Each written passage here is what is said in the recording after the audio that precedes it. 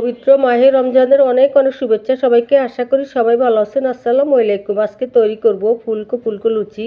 এই লুচি চাইলে আপনারা গোশতের ঝোল অথবা মুরগির ঝোল দিয়ে খেতে পারেন।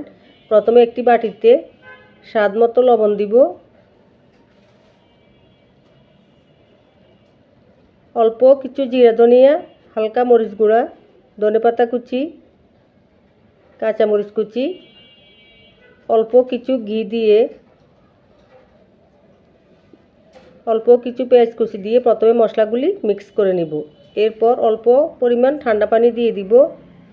এখানে আমি একটু কুসুম কুসুম গরম পানি দিয়ে আটাটি তৈরি করে নিব। আপনারা কতটুকু লুচি বানাবেন সেইভাবে আটাটি তৈরি করে নেবেন। এই আটাটি কিছুক্ষণ রেস্টে রেখে দিব।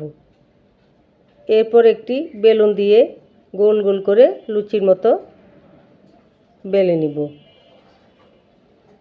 এরপর লুচির এক পাশে একটু ময়দা লাগিয়ে প্লেটে রেখে দিব, না হলে লেগে যাওয়ার সম্ভাবনা থাকে। এরপর তেল ভালো করে গরম করে লুচিগুলি একটি একটি করে ভেজে নিব। যদি ভালো লাগে পাশে থাকবেন। ভালো থাকবেন, সুস্থ থাকবেন। আল্লাহ হাফেজ।